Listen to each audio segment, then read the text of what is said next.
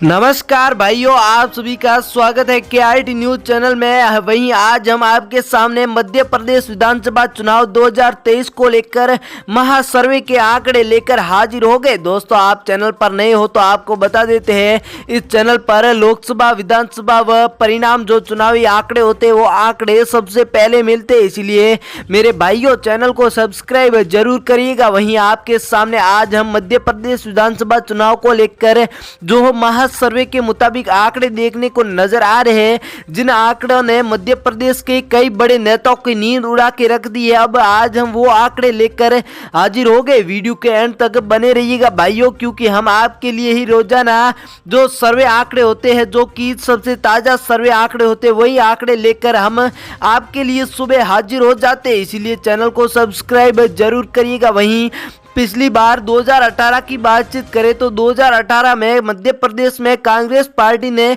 पूर्ण बहुमत हासिल कर ली थी, लेकिन कांग्रेस पार्टी के जैसा कि आप कई राज्यों में देखोगे, मध्य प्रदेश ही नहीं बल्कि कई राज्यों में देखोगी कि दो गुटी देखने कौन नजर आएंगे। मध्य प्रदेश में भी ऐसे ही हालात के कारण फिर कई कांग्रेस के अंदरूनी नेता बीजेपी में शामिल हो गए, वो बीजेपी की सरकार बना ली थी। आपके मुताबिक इस बार मध्य प्रदेश में किस पार्टी की सरकार बनेगी?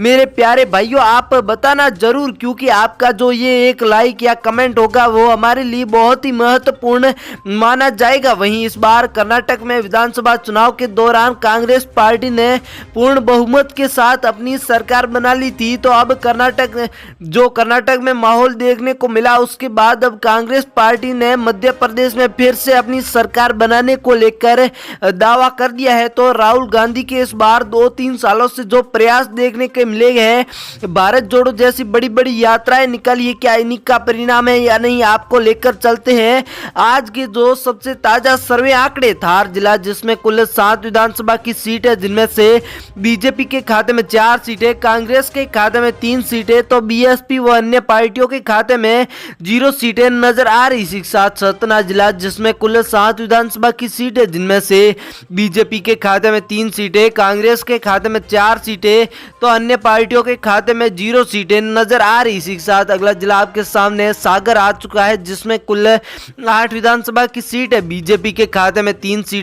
कांग्रेस के खाते में 5 सीटें, बीएसपी व अन्य पार्टियों के खाते में 0 सीटें नजर आ रही। भोपाल जिला, जिसमें कुल 7 विधानसभा की सीट है, जिनमें से बीजेपी के खाते में 2 सीटें, कांग्रेस के खाते में 5 सीटें, बीएसपी व अन्य पार्टियों के खाते में 0 सीटें। शिवपुरी, जिसमें कुल 5 विधानसभा की सीट है, जिनमें से बीजेपी के खाते में अकेली के 4 सीटें, कांग्रेस के खाते में 3 सीटें, बीएसपी व अन्य पार्टियों के खाते में 0 सीटें नजर आ रही। उज्जैन जिला, जिसमें कुल 7 विधानसभा की सीट है, जिनमें से बीजेपी के खाते में 5 सीटें, कांग्रेस के खाते में 2 सीटें, बीएसपी व अन्य पार्टियों के खाते में 0 सीटों के आंकड़े देखने को मिल रहे। इसी के साथ देवारा जिला, जिसमें कुल 5 विधानसभा की सीट है, बीजेपी के खाते में 1 सीट, कांग्रेस के खाते में 4 सीटें, बीएसपी व अन्य पार्टियों के खाते में 0 सीटें नजर आ रही। इसी के साथ भीड़ जिला, जिसमें कुल 5 विधानसभा की सीट है, जिनमें से बीजेपी के खाते में 2 सीटें, कांग्रेस के खाते में 3 सीटें, बीएसपी व अन्य पार्टियों के खाते में 0 सीटें नजर आ रही है। इसी के साथ अगला जिला इंदौर आ चुका है, जिसमें कुल 9 विधानसभा की सीट है। यहाँ पर कांग्रेस पार्टी सबसे अधिक 6 सीटें,